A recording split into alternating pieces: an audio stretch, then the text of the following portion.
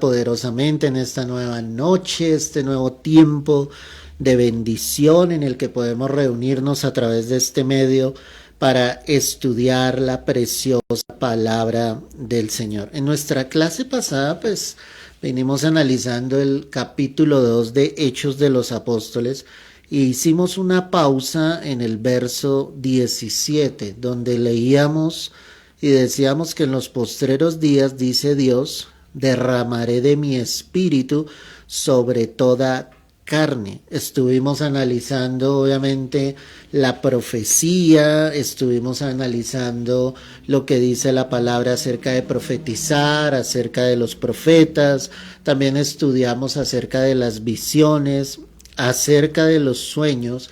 Estuvimos mirando también a qué se refería la palabra cuando decía derramaré. Y allí fue donde hicimos esta pausa para poder entender las obras del Espíritu Santo, en la cual te alcancé a mencionar algunas de ellas. En Romanos 8:2 vimos la ley del Espíritu de vida y allí analizamos cómo esa ley logra que el Espíritu Santo esté en nosotros y que obviamente nosotros podamos llegar a vencer el pecado, la tentación sobre nuestras vidas. Eso es lo que habla, ¿cierto?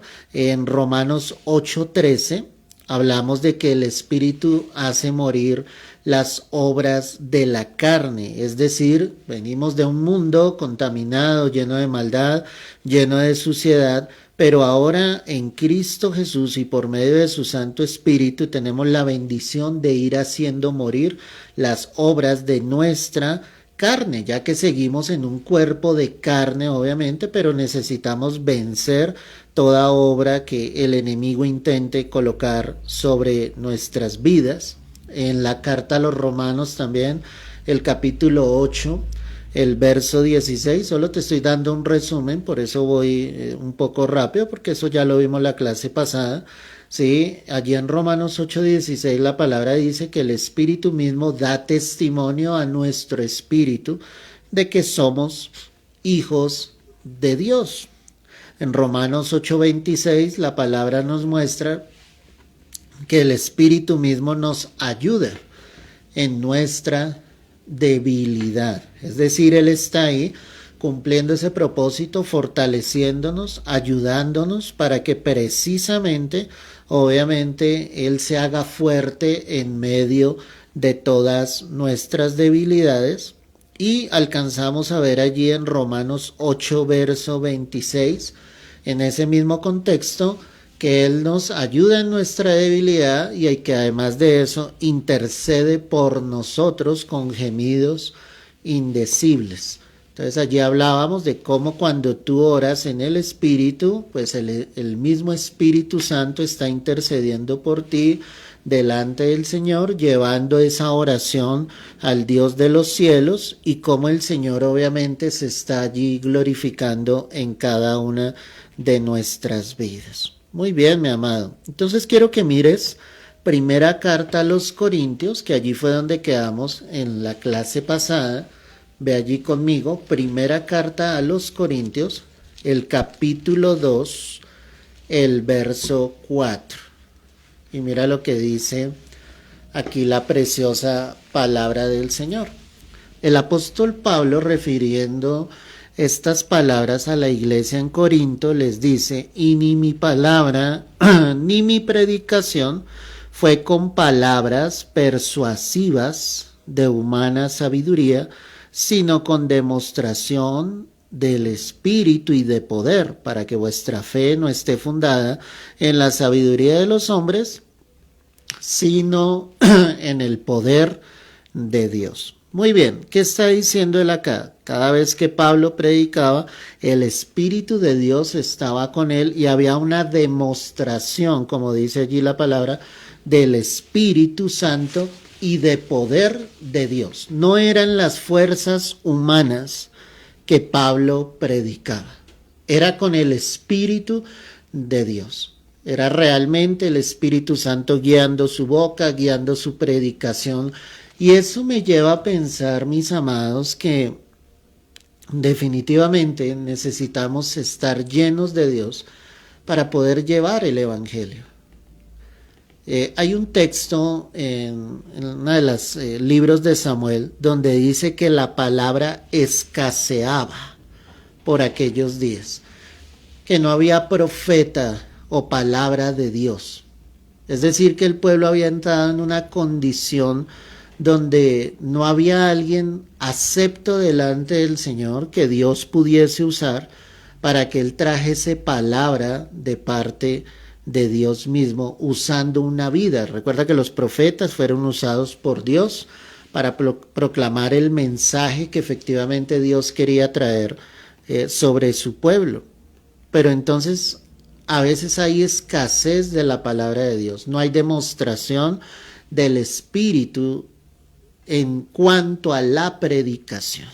Date cuenta que él dice no uso de palabras persuasivas, es decir, Pablo no está hablando de milagros, Pablo no está hablando de obras en los hombres a través de una sanidad, él está hablando de la predicación específicamente. Y cuando él está hablando de la predicación, pues obviamente eso nos lleva a pensar que nuestra predicación debe ser de esa manera, con demostración del espíritu y de poder. Hoy en los púlpitos, mis amados, hay obviamente palabras persuasivas que persuaden al oyente. Bien dijo el mismo apóstol Pablo, y se lo dijo a Timoteo, que en los postreros tiempos habría un comezón de oír. Es decir, la gente se cansaría de escuchar la sana doctrina y sencillamente vendría a escuchar palabrerías, fábulas, genealogías, cosas de hombres, pero que no provienen del corazón de Dios. Pablo en ningún momento quiso persuadir a cada uno de los que le escuchaban, sino el Espíritu de Dios estaba sobre él. Definitivamente aquí hay algo poderoso de parte del Señor. Dice precisamente para que la fe de ustedes, corintios, no esté fundada en la sabiduría de los hombres, sino en el poder de Dios. En otras palabras, él les estaba diciendo, sino para que su mirada esté puesta en Dios, no esté puesta en nosotros como hombres. Y eso es algo importante en lo cual nosotros debemos ser conscientes. No puede escasear la palabra de Dios en tu vida, no puedes estar como un desierto, como un sequedal. Tú necesitas estar lleno del Espíritu Santo, que cuando tú le hables a alguna vida, que cuando tú le compartas el Evangelio, haya demostración del Espíritu. ¿Me entiendes? La predicación correcta es hablando de Cristo, de la obra de la cruz.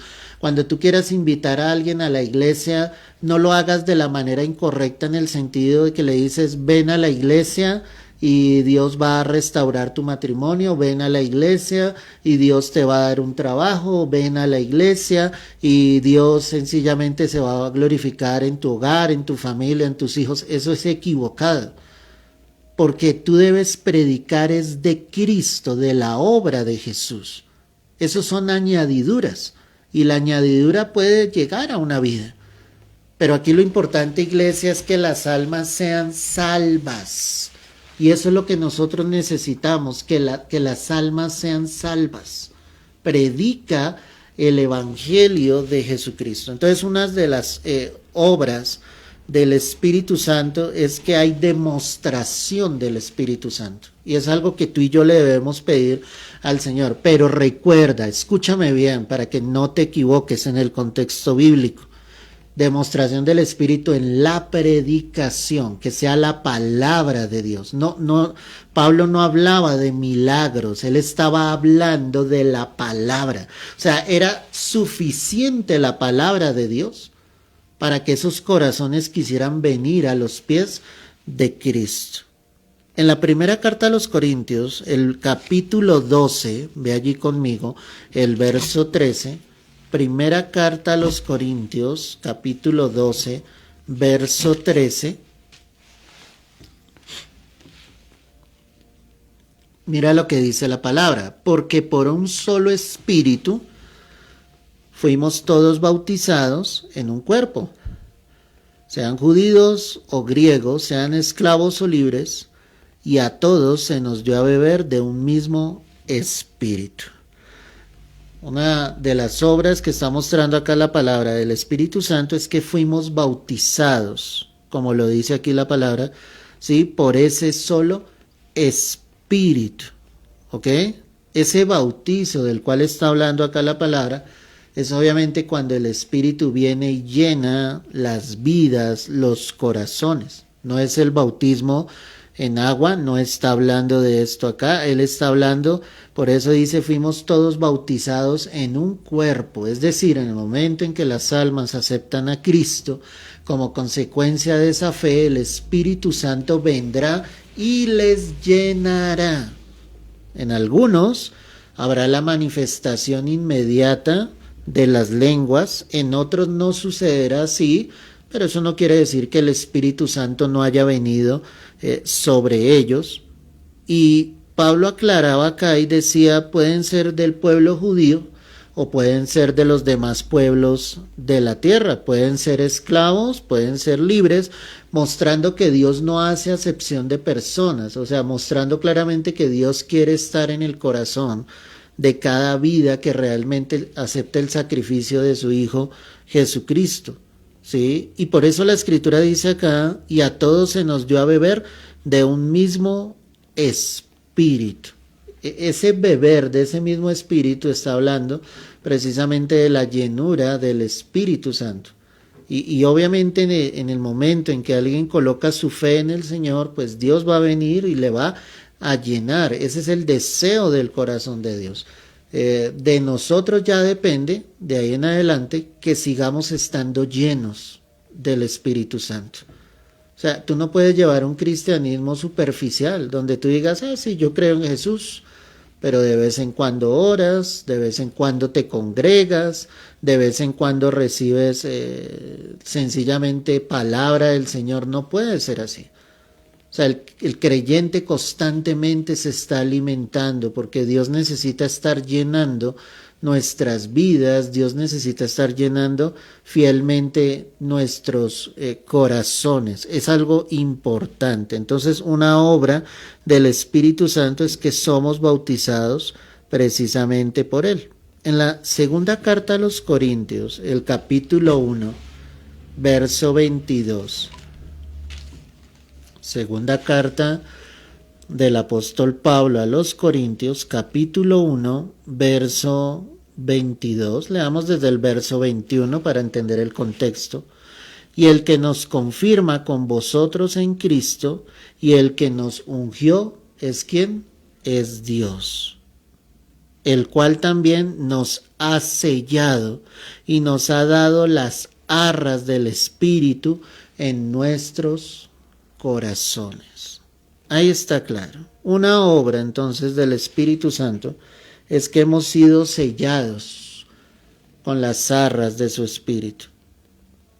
El contexto viene hablando de una confirmación, ¿sí?, en Cristo Jesús, y habla que el que nos ungió es Dios. Aquí quiero hacer una pequeña pausa porque es importante, iglesia, que tú entiendas que en el momento en que recibes a Cristo, la Escritura dice que tú recibes la unción del Santo. La unción es el poder de Dios, es la presencia de Dios sobre tu vida.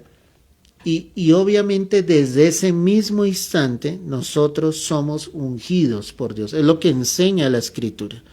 Es decir, tú no necesitas que alguien ore por ti para recibir la unción. Si tú has creído en Jesús, y por eso Pablo le está diciendo, el que nos confirma con vosotros, está hablando a los creyentes de Corinto, y les está diciendo, el que nos confirma con vosotros es Cristo, y el que nos confirma con vosotros en Cristo, y el que nos ungió, ¿quién es? Es Dios. O sea, Dios promete que su unción está sobre sus hijos, el poder de Dios está sobre sus hijos. Obviamente, iglesia, ¿sí?, en algunos instantes habrá en algunos que se manifiesta mucho más el poder de Dios que en otros. Pero ¿de qué depende eso? Pues de tu búsqueda de Dios. O sea, sobre ti no va a venir la unción, ¿sí? Por el hecho de que oren por ti, pues la presencia de Dios va a estar ahí, pero eso es algo muy personal, iglesia. Eso es algo en lo que tú tienes que buscar el rostro, la presencia de Dios, humillarte ante el Señor, para que esa unción que ya recibiste crezca en tu vida. Por eso los apóstoles marcaban una diferencia en los demás creyentes, porque los apóstoles oraban, ayunaban, obviamente predicaban el evangelio, la palabra, y eso hacía que en ellos viniese un crecimiento y una llenura total del Espíritu Santo de Dios. Y es algo indispensable para todos nosotros, iglesia, que seamos conscientes de que necesitamos esa unción, y por eso él dice, el cual también nos ha sellado y nos ha dado las arras del Espíritu en nuestros corazones. Las arras es un término utilizado para mostrar como un anticipo sobre algo o sobre un plan o sobre un negocio. Cuando se habla de las arras del Espíritu y de que hemos sido selladas con las arras mismas del Espíritu Santo, lo que la palabra nos está diciendo es que hay un anticipo de esa gloria eterna, de esa vida eterna, que ya lo recibimos. Ese sello muestra pertenencia a Dios, de que le pertenecemos a Él totalmente.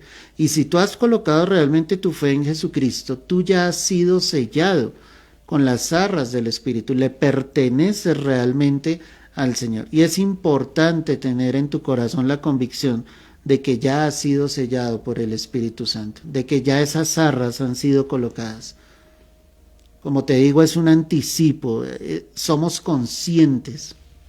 La palabra dice que hoy en día nuestra salvación está mucho más cerca de aquel día en que creímos. ¿Qué está mostrando eso? Pues sabemos que tenemos la salvación, pero finalmente disfrutaremos, escúchame bien esto, disfrutaremos de nuestra salvación el día en que nos encontremos cara a cara con el Señor. Ese día obviamente ya habrá la confirmación. Hoy solo están las arras, pero sus hijos tienen la plena convicción efectivamente de que Dios está con cada uno de nosotros y que le pertenecemos obviamente al Señor.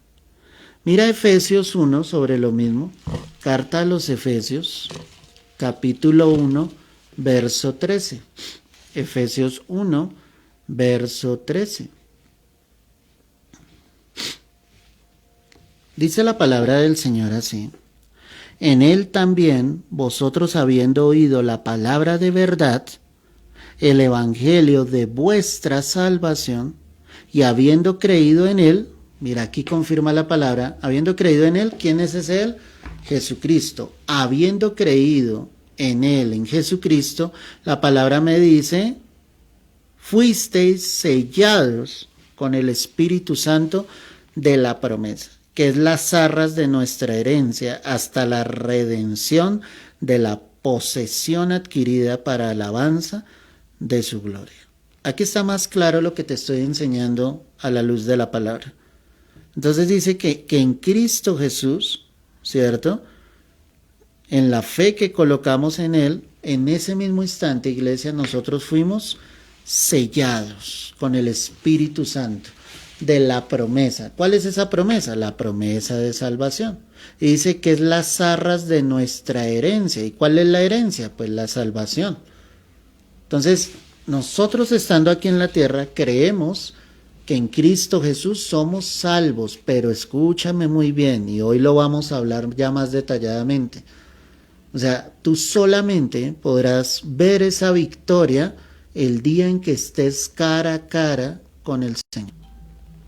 Recuerda lo que el Señor dijo en Mateo 24, ¿sí? Cuando estaba hablando de las señales de los últimos tiempos, de lo que antecedería al momento glorioso del rapto, él estaba diciendo, mas el que persevere hasta el fin, este será salvo. Escúchame bien esto. O sea, nosotros perseveramos no para obtener la salvación. Nosotros perseveramos porque ya obtuvimos la salvación. ¿En quién? En nuestra fe en Cristo Jesús. O sea, el hecho de que tú hayas creído en Jesús es lo que te hace perseverar día tras día, mañana tras mañana, porque quieres estar con el Señor, pero no perseveras para obtenerla. Ya Cristo la ganó en la cruz por nosotros. ¿Qué debemos hacer nosotros? Creer en Jesús, perseverar, estar el anhelo en tu corazón de que realmente te quieres encontrar cara a cara con el Señor. Por eso el apóstol Pablo le dice acá a la iglesia en Éfeso, dice, voy a volverlo a leer todo, estoy en Efesios 1, verso 13, en él también vosotros, en Cristo Jesús, habiendo oído la palabra de verdad, ¿sí?, el evangelio de vuestra salvación, y habiendo creído en él, ¿quién es ese él? Jesucristo, y habiendo creído en Jesucristo, fuisteis sellados con el Espíritu Santo de la promesa. Es decir, que alguien que haya creído realmente en Jesús, en la obra de la cruz, ese ya ha sido sellado. Dice, con el Espíritu Santo de la promesa, que es las arras de nuestra herencia. O sea, hay un anticipo sobre esa herencia. Y Pablo mismo aclara y dice, hasta la redención de la posesión que adquirida. O sea, hasta que lleguemos a tomar posesión de lo que ya nos pertenece. ¿Qué es lo que ya nos pertenece? La salvación. Pero hasta que no estemos allí cara a cara con el Señor, pues obviamente, ¿cómo te lo digo? No es que no la hayamos ganado, porque vuelvo y te digo, Cristo ya la ganó por nosotros. Pero es que hay muchos que en algún momento creyeron en Jesús, pero se apartaron. Y el hecho de que se hayan apartado, escúchame muy bien esto, es una confirmación de que ellos realmente no creyeron en Jesús. El que ha creído genuinamente, ese jamás se va a apartar de los pies de su maestro. O sea, toma esta palabra que el Señor nos está entregando en esta noche y dice, yo ya tengo la zarra, ya hay un anticipo, Dios me prometió su salvación. Y dice aquí la palabra, de nuestra herencia hasta la redención de la posesión adquirida. Mira, la posesión adquirida, ¿quién la ganó por nosotros? Cristo Jesús. Pero hasta que tú no estés en el cielo, iglesia, no habrás ganado nada. O sea, tenemos la promesa, pero tú tienes que ser perseverante, tienes que continuar. Y dice que todo eso será para alabanza de su gloria. Hoy vamos a hablar de un concepto un tanto peligroso, del cual se habla de los salvos siempre salvos. Es decir, que muchos creen que con una oración de fe, que les hicieron repetir en algún momento, eso es más que suficiente para que ellos se vayan al cielo. Así la persona no la haya hecho de todo su corazón, así la haya hecho sin entendimiento, así la haya hecho sin entender la obra de la cruz, pues hoy vamos a mirar a la luz de la palabra que eso no es así. Tiene que ser una fe genuina puesta en Jesús, porque una obra que hace el Espíritu Santo es que Él nos ha sellado con las arras de su Espíritu. En la segunda carta a los Corintios, el capítulo 3, segunda carta a los Corintios, capítulo 3, mira lo que dice acá la preciosa palabra del Señor. Segunda carta a los Corintios, capítulo 3, verso 2. Y dice acá la palabra, nuestras cartas sois vosotros, escritas en nuestros corazones, conocidas y leídas por todos los hombres, siendo manifiesto que sois carta de Cristo, expedida por nosotros, escrita no con tinta, sino con el Espíritu del Dios vivo, no en tablas de piedra, sino en tablas de carne del corazón. Otra de las obras del Espíritu Santo es que somos cartas escritas.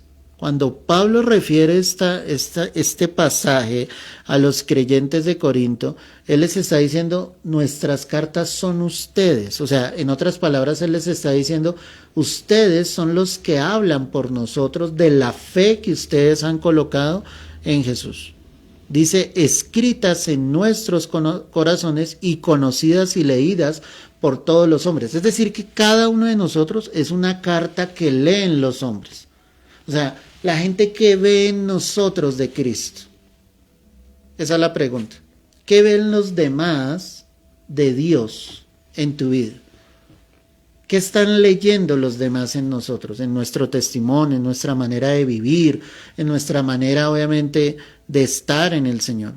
A veces hay cartas, perdóname la expresión, que son horrorosas. Y cuando digo son cartas que son horrorosas es porque muchos con su boca están diciendo yo soy cristiano, yo creo en Jesús, pero los demás no pueden leer nada, no leen fe, no leen perseverancia, no leen comunión con Dios, no leen sencillamente una constancia en el Evangelio, o sea, no están viendo nada de Dios en tu vida. Eso me lleva a pensar que no es suficiente con que muchos anden diciendo, no, yo soy cristiano, yo asisto a una iglesia cristiana. ¿Qué están leyendo las demás personas en ti? Pablo les decía, y mira que los cristianos de Corinto no eran creyentes tan fáciles. La iglesia de Corinto tuvo demasiados conflictos internos. Y cuando yo leo esto, ¿sí? Pablo les dice, siendo manifiesto que sois carta de Cristo, expedida por nosotros. Y esa carta no ha sido escrita con tinta, sino con el Espíritu de del Dios vivo. O sea, el Espíritu Santo viene y Él empieza a hacer una obra regeneradora donde te transforma y donde los demás empiezan a ver que evidentemente en ti sí está Dios. Yo quiero hacerte esa pregunta en esta noche. ¿En tu vida sí se evidencia que está Dios? Los demás sí pueden decir, Dios sí está en él, Dios sí está en ella, o por lo contrario, no pueden leer absolutamente nada bueno. Pablo decía que esas cartas no habían sido escritas con tinta, sino con el Espíritu del Dios vivo. No en tablas de piedra, sino en tablas de carne, ¿de qué? Del corazón. Es decir, Dios viene por medio de su Santo Espíritu y Él empieza a trabajar en lo profundo de nuestro ser, empieza a trabajar en lo profundo de nuestro corazón y ahí es cuando las vidas sufren una genuina transformación. Por eso todo el análisis que estamos haciendo, hermano, porque aquí lo importante no es decir y tocar superficialmente lo que Pedro estaba predicando en ese sermón, sino Pedro estaba diciendo, yo derramaré de mi espíritu. Y ese derramamiento del espíritu en esos creyentes, el día de Pentecostés, iba a hacer que ellos a partir de ese momento fueran personas totalmente distintas. O sea, este pasaje se cumple en esos que estaban en el día de Pentecostés. Porque ellos realmente fueron transformados. La gente podía ver en ellos hombres diferentes, hombres llenos de Dios, hombres en los cuales se manifestaba el poder de Dios. Hombres que hablaban con amor, con transparencia, que su predicación, como lo leímos ahorita, no era de humana sabiduría para persuadirlos, sino la predicación que ellos estaban entregando era una predicación que iba a que las almas se encontraran cara a cara con el Señor Jesucristo. Hoy está tan desviado el Evangelio, mis amados. Hoy a lo que predican es a las emociones, a los sentimientos del hombre, pero no predican a que las almas se encuentren cara a cara con Cristo. Nosotros somos cartas escritas no con tinta, sino con el Espíritu del Dios vivo. No han sido escritas en tablas de piedra, sino en tablas de carne del corazón. Iglesia, que la gente pueda leer en nosotros lo mejor de Dios, que tú puedas evidenciar lo mejor de Dios en tu vida. No te enfríes, no dejes de buscar la presencia de Dios, no dejes de apasionarte por Cristo, por el Señor, por su presencia. Permite que el Espíritu Santo realmente esté allí en tu vida. ¿Qué tipo de cristiano eres tú? ¿Qué tipo de cristiano soy yo? uno solamente de boca, o realmente en mí pueden leer que está Dios, que está el Señor. Habrá errores, claro, mi amado. Y por eso el Espíritu Santo sigue trabajando en nuestros corazones y en nuestras vidas, para formar en nosotros lo que Él realmente quiere. En Gálatas 3, ve allí conmigo, Gálatas 3, verso 11.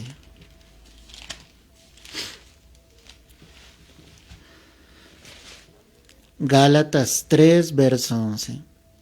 Y que por la ley ninguno se justifica para con Dios, es evidente, porque el justo, dice acá la palabra, por la fe vivirá. Mira lo que está diciendo ahí la palabra. Voy a volverlo a leer. Estoy en Gálatas 3, verso 11. Y que por la ley ninguno se justifica para con Dios. Es evidente, porque el justo por la fe vivirá. ¿Cuál es la única manera para vivir eternamente? Por la fe en Jesucristo.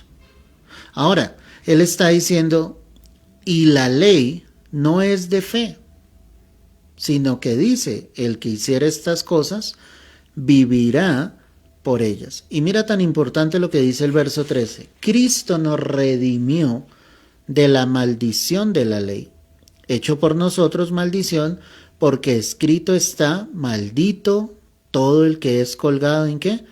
En un madero. ¿Por qué Cristo nos removió, o nos redimió, perdóname, de la maldición de la ley? ¿Cuál era la maldición de la ley? En el sentido que aquel hombre que no cumpliera la ley, si alguien pecaba, ¿qué decía la ley? Que muera irremisiblemente, o sea, sin ninguna duda, el que quebrantara la ley tenía que morir. ¿Qué sucedió entonces? Lo que sucedió fue que Cristo tomó nuestro lugar y Él nos redimió. Esa palabra, para el que no la entiende, redimir es sencillamente pagar el precio por otro. Lo que Jesús hizo fue pagar el precio por ti y por mí. ¿Qué merecíamos nosotros a causa de nuestro pecado? La muerte, porque eso era lo que decía la ley. Pero entonces la Escritura dice acá, Cristo nos redimió de la maldición de la ley. ¿Y qué hizo el Señor? Hecho por nosotros maldición. Porque ¿qué estaba escrito en la ley? Maldito todo el que es colgado en un madero. Y dice el verso 14, para que en Cristo Jesús la bendición de Abraham alcanzase a los gentiles, a fin de que por la fe, mira lo que dice acá, recibiésemos la promesa del Espíritu. Una vez más, la Escritura me confirma que por la fe puesta en Jesús es que hay un derramamiento del Espíritu Santo sobre tu vida. Solo ahí es cuando está el Espíritu Santo. Y eso es algo que tú no puedes obviar. O sea, voy a decir esto con mucho respeto, pero tú no puedes pensar que el Espíritu Santo es la palomita descendiendo del cielo. Cuando Jesús fue bautizado, dice la Escritura que el Espíritu Santo descendió en forma de ¿qué? De paloma. En ese instante, el Espíritu Santo se quiso manifestar de esa manera. Pero la verdad es que el Espíritu Santo es Dios, es alguien real, es alguien que quiere morar dentro de nosotros. O si no, démonos cuenta allí en Hechos 2, que es donde estamos analizando, cómo viene ese derramamiento del Espíritu Santo y definitivamente las vidas empiezan a tener un cambio total sobre ellos. Ya no estaban atemorizados, ya estaban llenos de poder, estaban gozosos, estaban contentos, salieron a predicar la palabra. Recuerda que la Escritura dice que los 11 se pusieron en pie, ¿cierto? Juntamente con Pedro. Es decir, que cuando el Espíritu Santo, no solo Pedro se puso en pie, él fue el que tomó la vocería, pero los 11 estaban ahí listos, dispuestos a que el Señor también les tomara y les usara, porque ya en ellos había sucedido algo sobrenatural. Por la fe recibimos la promesa del Espíritu Santo. Sigamos leyendo entonces, Gálatas 5, verso 22. Y aquí viene algo tremendo, iglesia. Gálatas 5, verso 22. Mas el fruto del Espíritu es amor, gozo, paz, paciencia, benignidad, bondad, fe, mansedumbre, templanza. Contra tales cosas que dice la Escritura, no hay ley. Y ahí está muy clara, dice el fruto del Espíritu.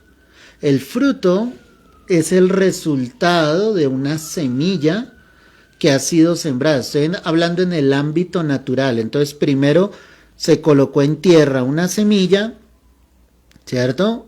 Esa semilla empezó a crecer, se empezó a arar la tierra, el labrador empieza a arar la tierra, y un día esa semilla deja de ser semilla, nace una pequeña plantica, esa plantica crece, va formando un tronco más fuerte, se hace árbol, salen las ramas, ¿cierto? Y de las ramas estarán las hojas y definitivamente saldrá el fruto.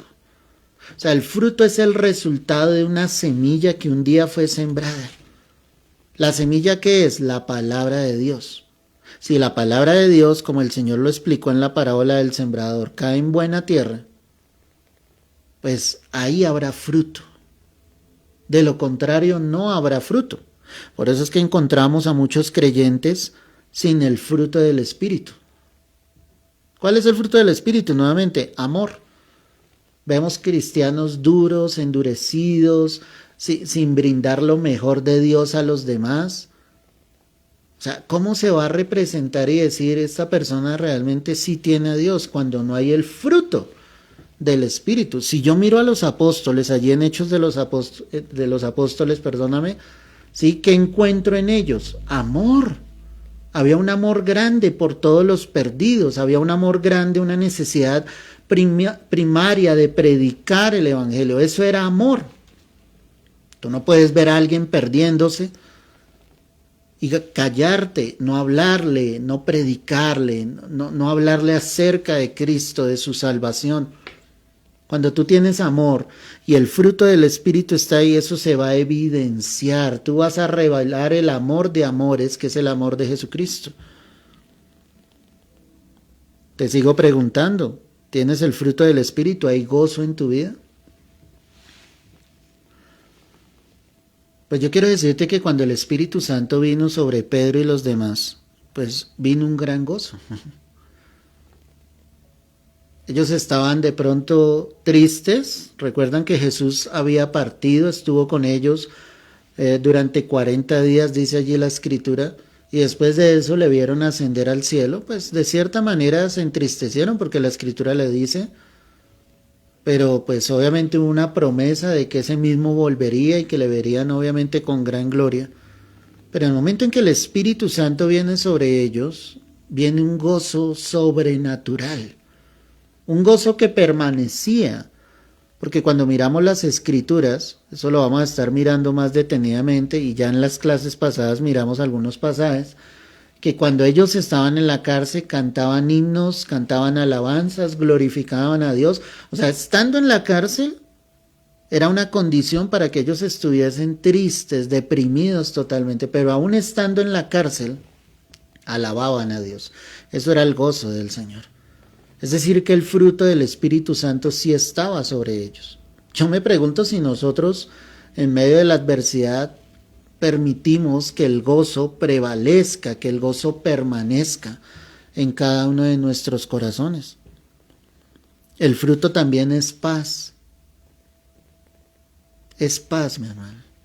La Escritura dice allí en el libro del profeta Isaías, tú guardarás en completa paz a aquel en cuyo corazón en ti ha confiado. Es decir, que para que la paz de Dios, como fruto del Espíritu, obviamente esté allí en nuestras vidas, yo debo aprender a confiar en Dios. Tú pierdes la paz cuando no confías en Dios. Tú pierdes la paz cuando temes lo que el enemigo puede hacer, lo que el mundo puede hacer en contra tuyo. No permitamos que la paz sea quitada de nuestros corazones, iglesia. Por eso te repito, el profeta dijo, obviamente hablando en el Señor, tú guardarás en completa paz a aquel en cuyo corazón en ti ha confiado. Confía en Dios. En la medida en que tú estés con el Señor, confiarás en Dios. Los apóstoles estaban confiados en el Señor. Y eso traía paz. Cuando la tormenta trataba de levantarse, pues ¿qué hacían ellos? Ellos obviamente oraban, buscaban al Señor. Y había una respuesta de parte de Dios. Ahí es donde está la paz como fruto del Espíritu Santo.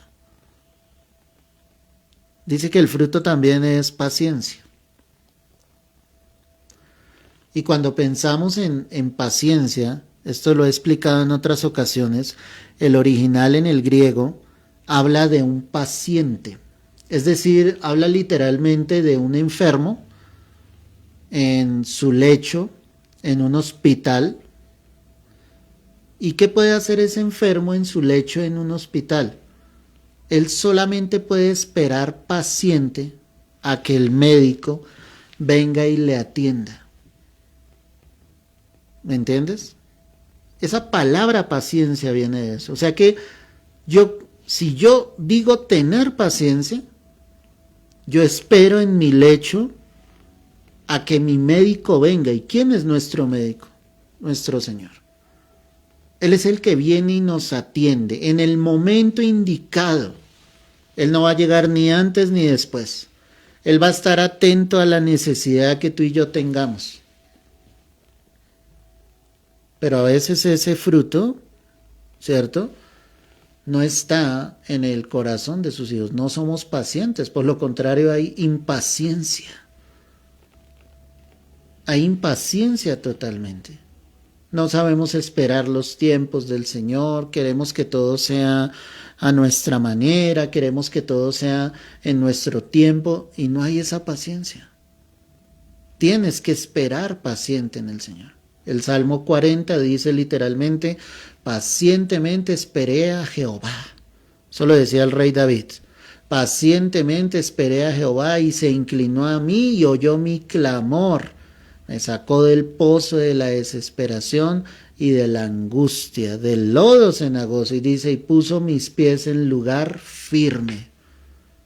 ¿Qué hizo David en medio de su angustia? Esperar ¿qué? Pacientemente. O sea, él sabía que su respuesta solo podía venir de parte de Dios. Yo te digo lo mismo. Tu respuesta, mi respuesta, solamente puede venir de parte de Dios. En los momentos en que el Evangelio fue perseguido en el libro de Hechos de los Apóstoles, ¿qué podían hacer ellos? Lo único que podían hacer era esperar pacientemente a que Dios se glorificara. Ellos podían orar, ellos podían clamar, ellos podían ayunar, pero la respuesta, ¿quién la tenía? Solamente Dios. Entonces ya vimos amor, gozo, paz, paciencia, pero ese fruto también incluye benignidad. Cuando hablamos de la palabra benignidad, estamos hablando de que esa persona siempre se va a mover a hacer lo bueno. Dios es benigno con nosotros. Dios siempre va a querer mostrar su amor hacia cada uno de sus hijos. Siempre. Cuando yo entiendo eso y realmente el Espíritu Santo está dentro de mi vida y está el fruto del Espíritu, tú como un hijo, una hija de Dios, siempre te vas a mover a hacer lo bueno delante de Dios, lo bueno hacia otras personas, vas a ser benigno. Eso es impresionante, iglesia. O sea, tú nunca vas a desear el mal para ninguno. No vas a desear el mal al peor de tus enemigos, al que te ha querido causar daño, al que te ha querido herir. Tú siempre vas a ser benigno porque el fruto del Espíritu está en tu vida.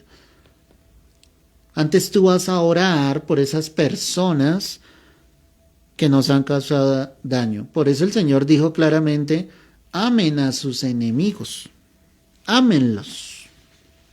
Qué palabras tan impresionantes, ¿no? Alguien te causó daño, ámalo. ¿Cómo lo puedo amar? Con el amor de Cristo. Solamente en el amor de Dios yo puedo lograr amar a alguien que en algún instante de mi vida me ha causado daño. Entonces el Señor habla de benignidad. Siempre te moverás a hacer lo bueno delante de Dios y obviamente los hombres. Bondad. Pues obviamente la bondad es consecuencia de ser bueno, ¿sí? Y cuando tú eres bondadoso, eso nos lleva a mirar la misericordia de Dios. ¿Me entiendes? O sea, tú no vas a tener un corazón indolente. A mí me impresiona el libro de Hechos de los Apóstoles, porque tú ves a los siervos de Dios en un solo propósito. ¿Y cuál era ese solo propósito? La razón por la cual Jesucristo había muerto en la cruz. No había para ellos otra cosa que hacer, sino todos los días de su vida llevar el evangelio, y así lo hicieron hasta el día de su muerte. No había descanso, no habían días en que ellos decían, ay no, hoy no salgamos a predicar, hoy no salgamos sencillamente a llevar el evangelio, dejemos unos 2 días, estamos cansados, nos sentimos agotados. No, ellos no estaban así. Ellos estaban en el ímpetu de mostrar esa misericordia. Sí eran bondadosos, mucho.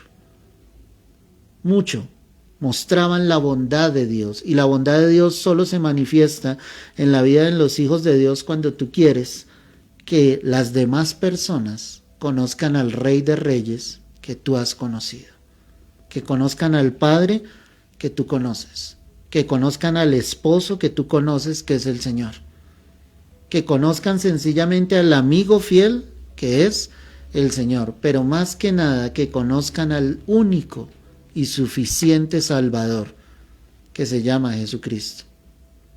Que la bondad vuelva a tu vida. Y viene algo acá terrible, la fe. Es decir que cuando hablamos de ese fruto del Espíritu, en el Hijo de Dios debe haber fe. Los apóstoles tenían fe. Ellos no dudaban del Señor. Habían visto a Jesús resucitado. Habían experimentado la llenura del Espíritu el día de Pentecostés. Habían visto las respuestas de Dios cuando ellos clamaban. ¿Cómo no tener fe en Dios? ¿Cómo no creer en el Señor? ¿Cómo no creer que Dios se iba a glorificar? Eso es un fruto. Recuerda, ese es el resultado de que el Espíritu Santo realmente está en tu vida, iglesia. Tú vas a ser ese hombre, esa mujer de fe. Tú vas a leer los pasajes bíblicos donde encuentras fe y tú vas a decirle al Señor, yo quiero ser como ese hombre, yo quiero ser como ese Abraham, yo quiero ser, Señor, capaz de creer que tú puedes hacer de lo imposible algo posible. ¿Qué necesita Dios? Fe como un grano de mostaza. Y el grano de mostaza es supremamente pequeño. En otras ocasiones te lo he dicho, es algo muy sencillo. No es que tengas poca fe. A veces no hay fe. O hay fe o no hay fe. Hay pasajes en los evangelios, como el que te acabo de decir, donde Jesús mismo les dijo, hombres de ¿qué? De poca fe.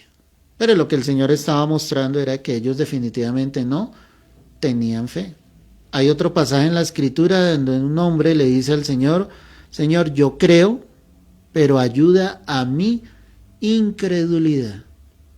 O sea, creo, pero ayuda a mi incredulidad. O sea, eso es como si él estuviese diciendo, creo un poquito, pero no lo suficiente. Necesito que tú me des fe para poder creer. Y aquí la cuestión, iglesia, es de creer o no creer. Las cosas suceden cuando tú crees. Cuando no crees, pues no suceden. Es así de sencillo. Si Abraham hubiese dudado por un solo momento, que es el gran hombre de la fe, en levantar el cuchillo para degollar a su hijo, o si en algún momento le hubiese negado a Isaac para que fuese sacrificado, tal y como Dios se lo había pedido, tal vez la historia sería diferente.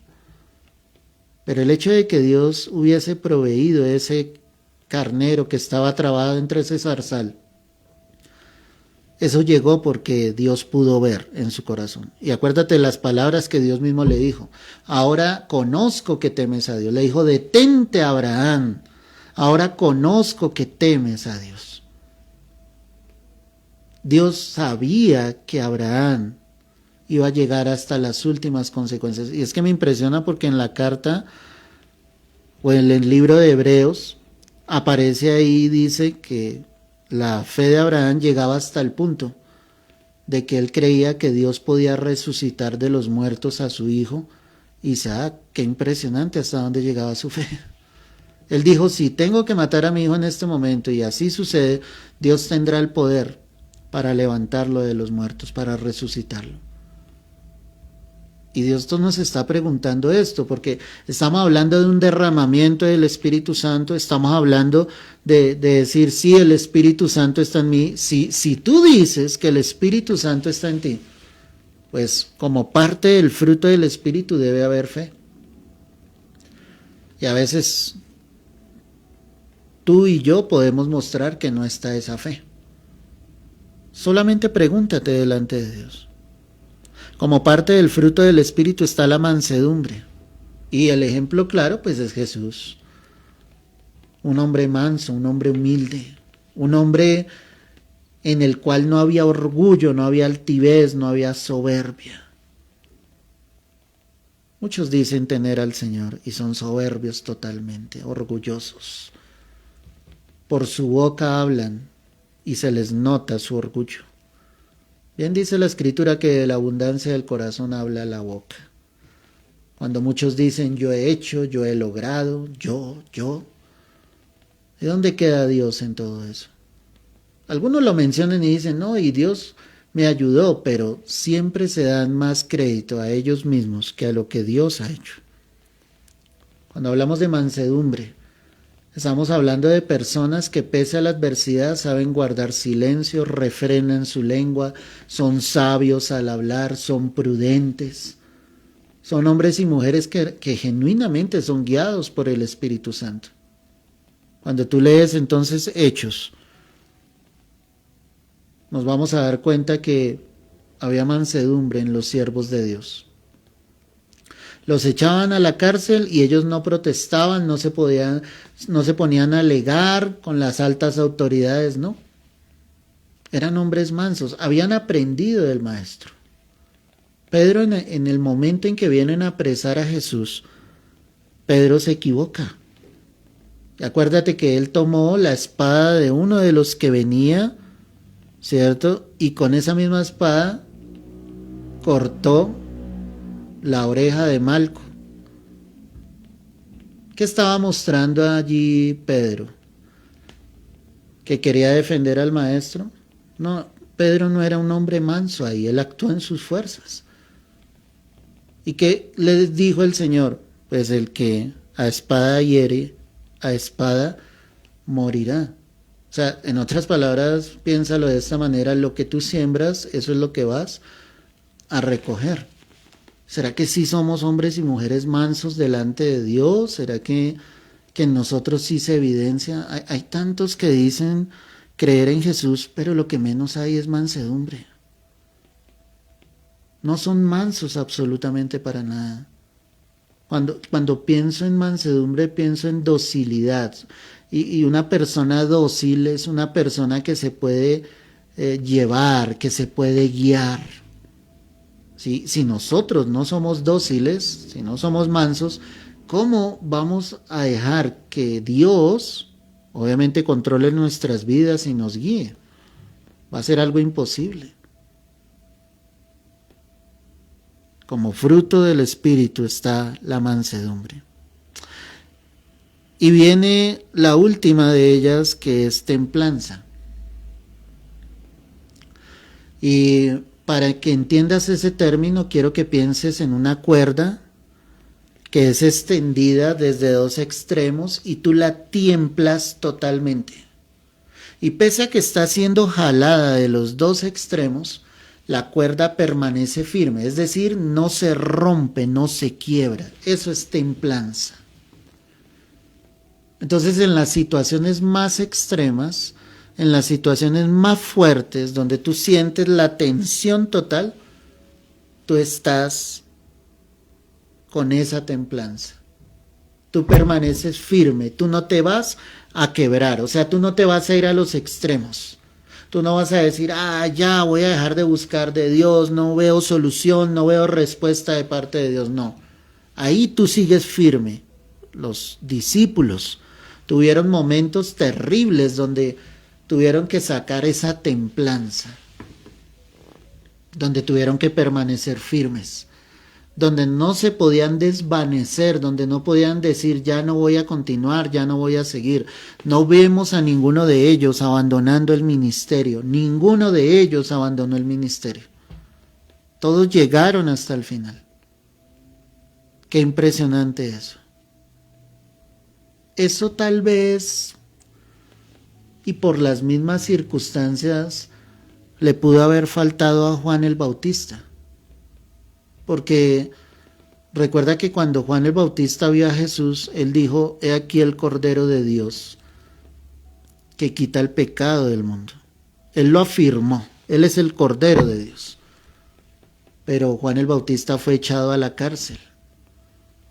Y cuando él estaba en la cárcel, y estando allí con sus discípulos que le visitaban, él les dijo, vayan a aquel hombre, a Jesús, y díganle si él es el que estábamos esperando o habremos de esperar a otro. O sea, en ese momento en que Juan el Bautista expresa eso, él estaba quebrado, o sea, él estaba viviendo una circunstancia tan fuerte en la cárcel que él mismo dudó de lo que había salido de su boca. ¿Te das cuenta? O sea, voy a utilizar este término, se desbarajustó totalmente. O sea, todo lo que él había construido en su fe en el Señor, en ese momento duro de su vida, todo eso se vino abajo. Y a muchos les pasa eso, que en el momento más fuerte no se evidencia esa parte del fruto del Espíritu. En ese momento donde debe haber esa templanza, ese carácter, esa firmeza, se desvanecen totalmente. Algo que admiro en los apóstoles cuando leo Hechos es que sencillamente ellos permanecieron firmes. O sea, las adversidades que vinieron, los momentos difíciles que tuvieron que vivir, no hicieron que ellos retrocedieran. Y yo quiero decirte de parte del Señor en esta noche que tú no puedes retroceder, que tú tienes que continuar adelante. Y recuerdo lo que hace parte del fruto del Espíritu, Gálatas 5:22. Mas el fruto del Espíritu es amor, gozo, paz, paciencia, benignidad, bondad, fe, mansedumbre, templanza. Contra tales cosas no hay ley. Ahí está claro. Pero además del fruto del Espíritu, en la primera carta a los Corintios, el capítulo 12, verso 7, ve allí conmigo. Primera carta a los Corintios, capítulo 12, verso 7. Pero a cada uno le es dada la manifestación del Espíritu para provecho. Porque a este es dada por el Espíritu palabra de sabiduría, a otro palabra de ciencia según el mismo Espíritu, a otro fe por el mismo Espíritu, a otro dones de sanidades por el mismo Espíritu, a otro el hacer milagros, a otro profecía, a otro discernimiento de espíritus, a otro diversos géneros de lenguas y a otro interpretación de lenguas. Pero todas estas cosas las hace uno, y el mismo Espíritu repartiendo a cada uno en particular como Él quiere. Amén y amén. Aquí es impresionante, ¿no?, lo que la palabra está mostrando, porque así como hay el fruto del Espíritu, cuando hablamos de un derramamiento del Espíritu Santo sobre la iglesia, como Pedro lo estaba explicando allí en Hechos 2, pues también tenemos que hablar de los dones del Espíritu. Es decir, que los dones se van a empezar a manifestar dentro de la iglesia en los verdaderos creyentes. Y quiero pues darte como luz sobre esos dones de los cuales habla aquí la palabra. Dice inicialmente que a cada uno les da la manifestación del Espíritu para provecho. Y ojo con esa palabra, provecho.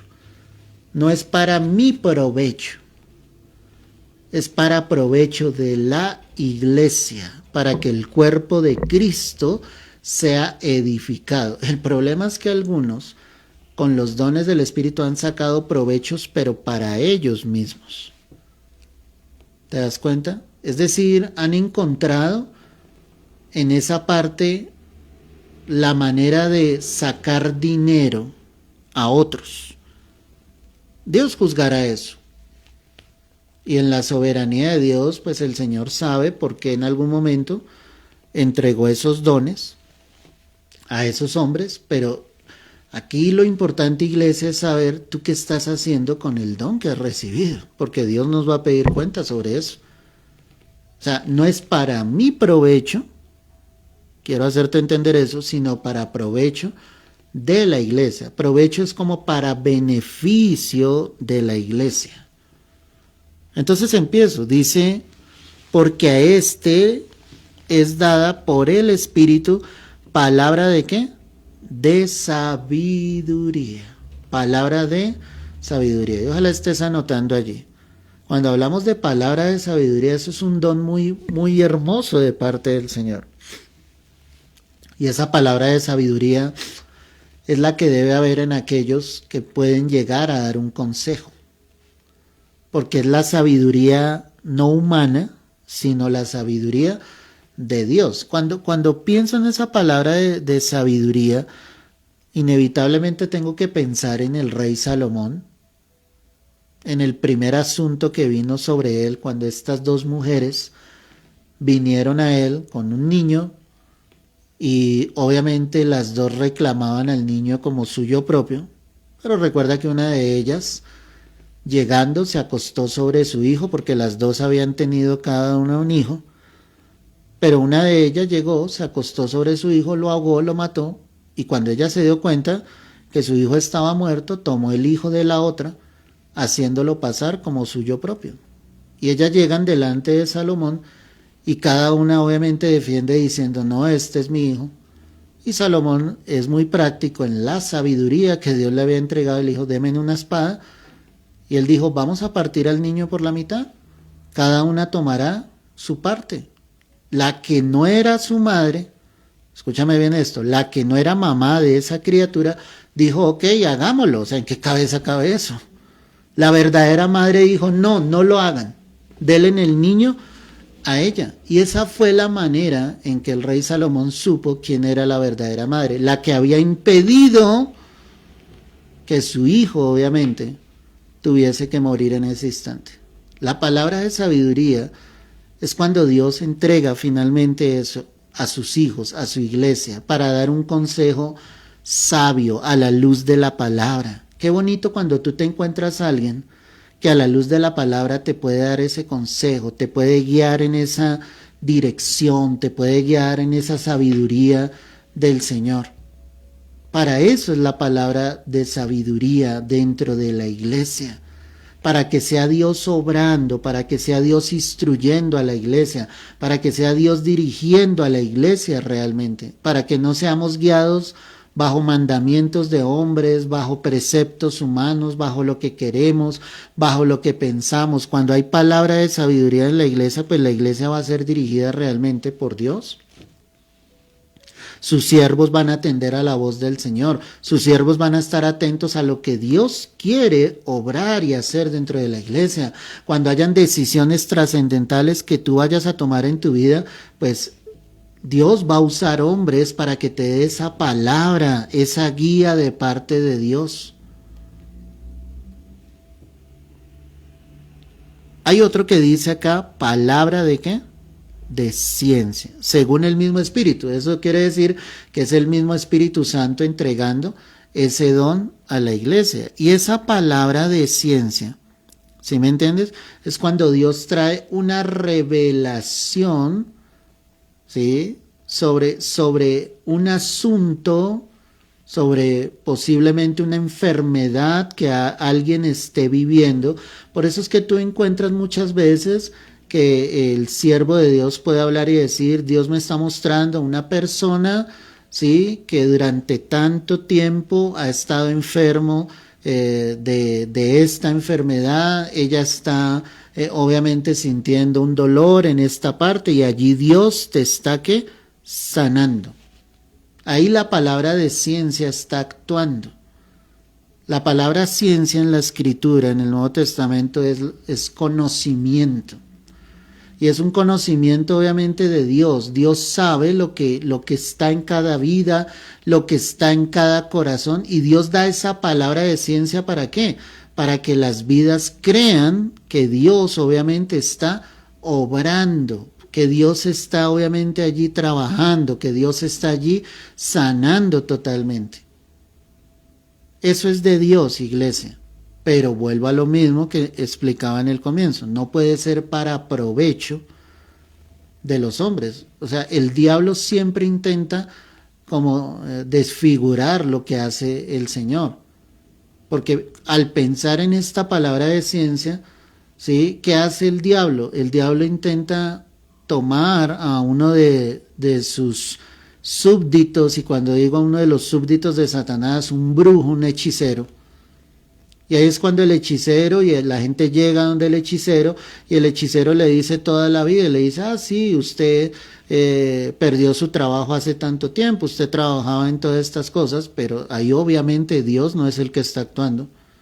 Ahí son espíritus que están hablando a la vida de ese brujo, y ese brujo a la vez está pues trayendo esa palabra sobre esas personas que están creyendo. Por eso te digo, el diablo siempre trata de imitar a Dios, pero eso es algo que en lo cual nosotros no lo podemos llevar de esa manera.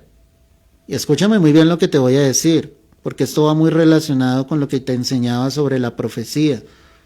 O sea, tú no le puedes decir al Señor, Señor, háblame a través de este siervo.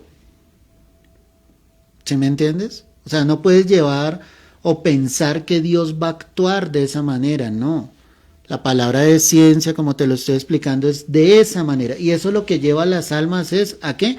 A creer. En el momento en que esa persona escucha eso, ¿sí me entiendes? Que es algo muy específico. Y ojo con lo que te voy a decir, porque pues hay lugares tristemente donde engañan a las personas. Las personas llegan por su sanidad y el Señor no va a decir, por ejemplo, esto, esa persona que tiene cáncer, Dios te está sanando. Pues en el auditorio pueden haber muchas personas que están con cáncer. O sea, no podemos decir que esa sea la palabra de ciencia. Muchos manipulan de esa manera. Este es un tema muy controversial, hermano, y en el cual tú y yo debemos tener mucho cuidado. Pero Dios a lo que yo voy es que Dios es específico al traer esa palabra de ciencia y sobre lo que Él está haciendo en la vida, en el cuerpo de ese hombre, de esa mujer, para que finalmente lo que hagan las almas es que esas vidas crean realmente en el Señor. Dice acá a otro fe, un don de fe, ojo con esto, don de fe. Ese don lo que hace es que lleva a las vidas a que crean sin dudar del poder de Dios. Una cosa es la fe y otra cosa muy diferente, iglesia, es el don de fe. La palabra don es un regalo de parte de Dios. ¿Ok? Cuando hablamos del don de fe es que Dios ha dado ese regalo donde esa vida constantemente siempre está convencida de que Dios va a obrar, de que Dios se va a glorificar. Es un don impresionante, iglesia. O sea, eso lleva a que esa vida crea fielmente que por lo que está orando, Dios se va a glorificar. Que si impone sus manos sobre un enfermo, esa persona cree fielmente de que Dios lo va a sanar y efectivamente el milagro sucede. Es un don que Dios regala, obviamente, dentro de la iglesia a cualquiera de sus hijos. Estos dones, iglesia, escúchame bien esto, no son específicos sobre personas específicas. O sea, Dios te puede dar ese don, primero si tú lo anhelas, y segundo, obviamente, que sea usado para la gloria y para la honra de Dios, no para nuestro provecho. Dice, a otros dones de sanidades. Entonces, cuando hablamos de ese don de sanidad, volvemos a que es un regalo de parte de Dios. Y ese don de sanidad lleva a eso, a que efectivamente todas las personas por las que ora este varón, esta mujer, todas, absolutamente todas, van a ser sanadas. Ahí hay un don de parte de Dios. Y Dios usa a muchos de sus hijos de esta manera. Una cosa es que tú y yo oremos por alguien, lo hacemos con fe, ¿cierto? Y confiamos en y sabemos que Dios puede sanar esa vida. Y obviamente en la soberanía de Dios el Señor sabrá efectivamente si esa vida va a ser sana o no. Pero en el don de sanidad es un regalo tan precioso de parte de Dios que toda persona por la que sencillamente esa vida ore, esas personas van a ser sanas, porque viene de lo alto, ¿me entiendes? O sea, es un regalo que recibió la persona y yo solamente soy el instrumento en las manos de Dios, pero finalmente, ¿quién es el que está actuando? Dios. O sea, esto no es para que el corazón de los hombres se engrose y se enorgullezca y diga, es que yo tengo el don de sanidad. No. Por lo contrario, cuando llega esto, pues más humildes, acuérdate lo que te acabo de enseñar del fruto del Espíritu, más mansos son sus siervos, ¿sí? Más glorifican el nombre del Señor, pero es Dios obrando en ese don de sanidades. El de milagros, obviamente, ¿sí? Cuando hablamos de un milagro, no solamente podemos enfocarlo en el área física. Habrá muchos milagros que pueden llegar a suceder. Milagros como por el hecho de que una persona por tiempo lleve tratando de conseguir un trabajo y no ha podido hacerlo, y en algún momento el que tiene ese don de parte de Dios ora por esa persona y Dios abre la puerta. Pero ¿quién lo hizo finalmente? Dios, el Señor. Hay milagros de muchas clases, empezando desde el milagro de la salvación. Y podríamos decir que Dios va a usar vidas en este sentido, donde se les va a predicar, se les va a hablar y muchos van a lograr venir a los pies de Cristo. Dios hace ese milagro. Es un don también muy hermoso de parte de Dios. Y con lo que yo te estoy explicando en esta hora, obviamente en la esencia de lo que es el ser humano, pues cuando tú escuchas esto, tú dices, sí, Señor, yo quisiera tener ese don. Pero obviamente si tú no lo sabes administrar, si tú no sabes realmente glorificar el nombre del Señor, pues obviamente vas a fallar en el propósito divino. Hay muchos, iglesia, que han recibido estos dones y se han olvidado para qué eran. Y estos dones fueron dados para edificación del cuerpo de Cristo, pero para que Cristo sea glorificado y Cristo sea exaltado. No puedo sacar provecho de esos dones, no puedo sacar dinero de esos dones en ningún momento, iglesia. Para eso no son los dones de parte de Dios. Sigamos aquí.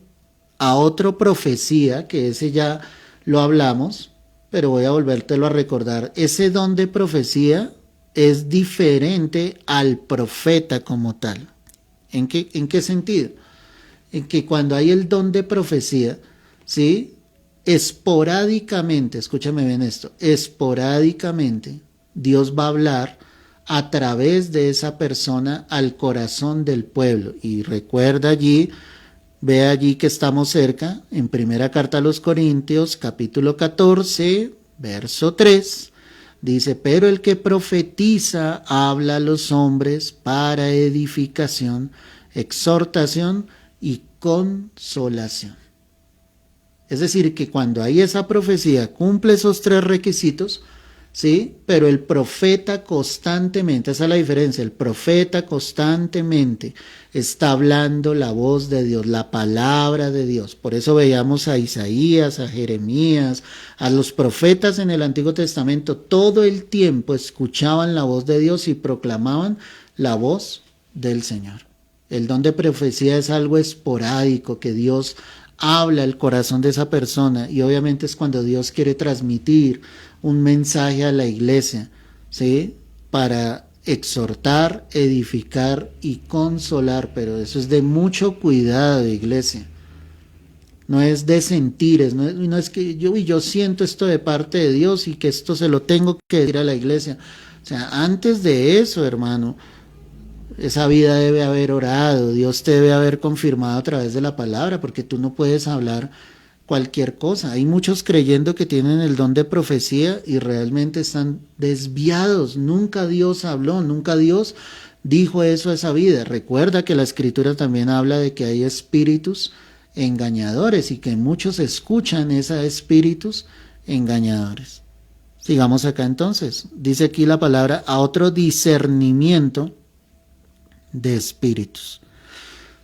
Ay, hermano, es que todos estos dones son gloriosos, pero han sido como tan mal ejecutados dentro de la iglesia. Cuando hablamos del don de discernimiento de espíritus, es que Dios permite, ¿sí?, que alguien vea en las demás personas lo que está agobiando, lo que puede tener atada una vida, pero eso no es para que tú exhibas públicamente lo que está pasando en la vida de las otras personas. ¿Sí me entiendes? Eso es para que tú puedas orar en lo secreto, también para que puedas tal vez en algún momento orar por esa persona, pero este don se utiliza equivocadamente para, como te digo, diciendo, es que esta persona está atada por este espíritu. Y ojo con esto, a la luz de la escritura yo me debo dar cuenta que son espíritus, ¿sí?, y que no son espíritus, porque en algunos casos son concupiscencias, deseos de los hombres. ¿Sí me entiendes? Hay que mirar a la luz de la palabra. No, es que pensemos en algún momento, ¿sí? No, es que esta persona tiene un espíritu de avaricia, por decir algo. Pues hermano, la avaricia no es que sea un espíritu. La avaricia está en el corazón del hombre. ¿Sí? Y recuerda que Pablo sitúa en una de sus cartas y él dice, yo no conocí la avaricia, la codicia, sino por la ley. Es decir, Pablo no se dio cuenta que era un hombre codicioso hasta que la ley se lo mostró. Eso no era un espíritu que estuviese poseyendo la vida de Pablo. Hay que tener cuidado porque la gente habla diciendo, no, es que esa persona está atada por un espíritu de tal y tal. No. Hay que mirar a la luz de la palabra, si es un espíritu. Por ejemplo, ¿sí?, la Biblia me habla de espíritu de estupor. ¿Qué es el espíritu de estupor? ¿Sí? Ese espíritu de estupor es que hace que la persona se vele, que se duerma, que obviamente no pueda ver con claridad. Te lo voy a poner de esta manera. Una persona está leyendo la Biblia. Y se supone que cuando leemos la Biblia deberíamos estar atentos, como en este momento, ¿sí? Cuando sencillamente esa persona lee 2 líneas y le empieza a coger el sueño, ahí es lo que habla la palabra, ahí sí puede haber ese espíritu de estupor que está asediando esa vida. Ojo con lo que te digo, si ya es una persona creyente, tampoco te voy a decir que esa persona está poseída, porque eso no es bíblico. Pero sí es cierto que los espíritus andan alrededor, porque el diablo anda como león rugiente buscando ¿a qué? A quien devorar, y que es necesario orar por eso, para que el Señor obviamente traiga libertad, para que deseche esas obras de las tinieblas. Ese sí es un espíritu que está, perdóname, dentro de la palabra. O sea que si en algún momento, iglesia, a ti te sucede algo así, a ti te puede estar rodeando ese espíritu. No te digo que estás poseído, pero sí te puede estar rodeando un espíritu porque te da sueño, como que no puedes conciliar, como que no puedes leer. Ahí hay algo grave porque se supone que es un tiempo donde estamos dedicando a Dios. Entonces hay algunos que tienen ese don de discernimiento de espíritus. Para Dios revela, Dios muestra qué es lo que está atando esa vida, pero para que yo ore, no para exhibir públicamente a esa persona, no para dañarla, no para herirla, sino para que yo pueda orar específicamente para que Dios traiga libertad. Dice acá a otro diversos géneros de lenguas y a otro interpretación de lenguas. Ojo con esto, a otros diversos géneros de lenguas. Cuando hay el derramamiento del Espíritu Santo que estamos viendo allí en Hechos, nosotros nos estamos dando cuenta acá que vinieron lenguas. Y pues, ¿qué escuchaban los demás? Que ellos decían o glorificaban a Dios, decían las maravillas de Dios. Eso era lo que escuchaban los partos, los medas, los persas, allí los que estaban escuchando en su propio idioma. Pero acá hay un don que dice que es de diversos géneros de lenguas. O sea, que Dios puede dar un don, ¿sí?, donde se habla en otro idioma o en varios idiomas. ¿Ok? ¿Cuál es el objetivo? Pues Dios puede traer una palabra profética a través de esos diversos géneros de lenguas, pero adivina qué se necesita. Que haya alguien dentro de la iglesia que tenga el don de interpretación de lenguas. Entonces te lo voy a decir de esta manera. Si no hay alguien dentro de la iglesia que tenga el don de interpretación de lenguas, estoy seguro que Dios no va a traer una palabra profética por medio de lenguas. Porque ¿qué sentido tendría, cierto? Es decir, que si alguien dice dentro de la iglesia tener ese don de interpretación de lenguas, pues ¿qué debe tener primero? El don de diverso género de lenguas. ¿Ok? Entonces ten mucho cuidado con esto, porque hay algunos que dicen tener esos dones y como te lo explicaba en clases anteriores, pues terminan es totalmente desviados porque dan una interpretación que obviamente no es del Señor. Hoy en día en la iglesia que nosotros vivimos actualmente, y eso es algo muy triste, estos dones no se ven, de todos los que hemos hablado, porque la iglesia está más interesada en otras cosas, ¿cierto? Y hay que tener cuidado con iglesias donde suceden muchos milagros. No quiero decir con esto que no sea Dios, si me entiendes, pero hay que tener mucho cuidado de aquel que diga que tenga el don de sanidad, de aquel que diga que tiene el don de milagros, de aquellos que digan que tienen el don de discernimiento de espíritus. Pues hermano, hay que tener cuidado sobre esto. Espero que te haya quedado claro tanto el fruto del Espíritu como los dones del Espíritu. ¿Y por qué te hablo de esto? Alguien se estará preguntando y diciendo, pastor, pero hoy no tocamos nada de Hechos de los Apóstoles. Lo que pasa es que yo no puedo seguir adelante hasta que ni tú ni yo entendamos lo que fue el derramamiento del Espíritu Santo. Ese es el derramamiento del Espíritu Santo. Cuando el Espíritu Santo empieza todas estas obras de las que yo te he hablado. Y esas obras se manifestaron en los apóstoles. Ellos tenían el fruto del Espíritu, ellos tenían los dones del Espíritu, ellos habían sido sellados con las arras del Espíritu, ellos eran cartas escritas no con tinta, sino obviamente allí en sus corazones, habían sido bautizados con el Espíritu Santo, pues en el día de ese derramamiento había demostración del Espíritu, porque la palabra que ellos predicaban era una palabra de poder. Lo hemos hablado en otras ocasiones, cuando Pedro predicó, más de 3,000 hombres se convirtieron a Jesucristo. ¿Será que no había demostración del Espíritu ahí? Glorioso, hermano. Ojalá nosotros tuviésemos ese poder hoy en día, que pudiésemos abrir nuestra boca y las almas cayeran rendidas a los pies de Cristo. En lo personal, iglesia, esto me confronta. Y me confronta porque yo digo, Señor, ¿por qué no hay ese mover tuyo? ¿Me entiendes? Un mover de arrepentimiento, que cada vez que prediquemos la palabra, genuinamente las almas quieran volver su corazón a ti, Señor. El Espíritu Santo intercede por nosotros, nos ayuda en nuestras debilidades, da testimonio de que somos realmente sus hijos. Él es el único que nos ayuda a hacer morir las obras de la carne. Y recuerda la primera que vimos, que era la ley del Espíritu de vida, que es una ley superior, obviamente, a la ley del pecado y de la muerte. Cuando Pablo decía, miserable de mí, ¿quién me librará de este cuerpo de muerte? Oremos en esta hora, hermano. Padre, quiero darte gracias por tu palabra. Quiero darte gracias por tu Santo Espíritu. Y te pido, Señor, en el nombre de Jesús, Dios, que cada uno de tus hijos hayamos estado atentos en esta hora a recibir de ti.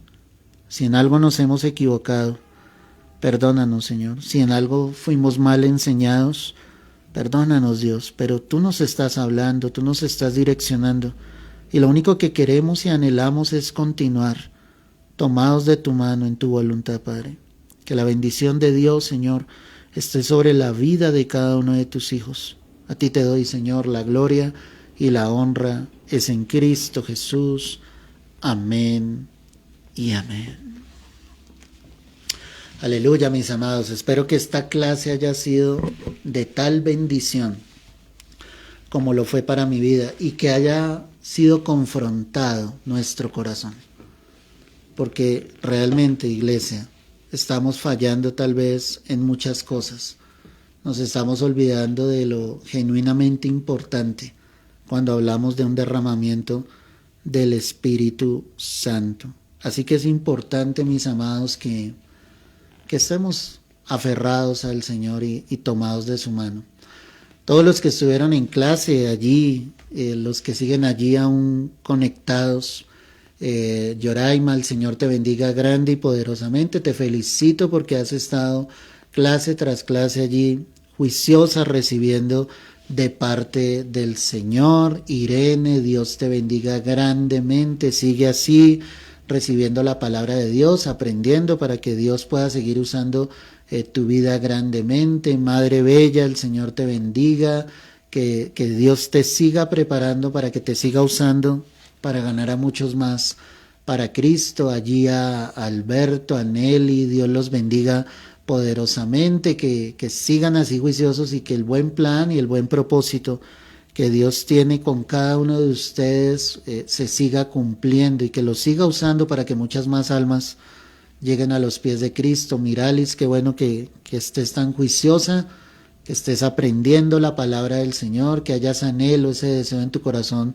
de recibir fielmente del Señor. Joelitza, Oscar, los bendigo en el nombre de nuestro Señor Jesucristo. Que la paz de Dios reine en sus corazones y que Dios los siga usando grande y poderosamente para ganar a muchos más para Cristo. Milagros, Dios te bendiga, qué fidelidad tan grande la tuya, que el propósito y el ministerio que tienes como evangelista se siga cumpliendo y que todo lo que estás aprendiendo lo uses para ganar a muchos más para Cristo. Allí Cecilia, me alegra verte nuevamente en esta noche conectada. El Señor te bendiga poderosamente, que estés aprendiendo mucho de parte del Señor, mucho más de lo que Dios ya te ha entregado. María, te bendigo en el nombre precioso, poderoso de nuestro Señor Jesucristo. Que la gloria de Dios siga resplandeciendo allí contigo y que Dios te siga usando allí a cada lugar donde Dios te está llevando a compartir su preciosa palabra. También veo acá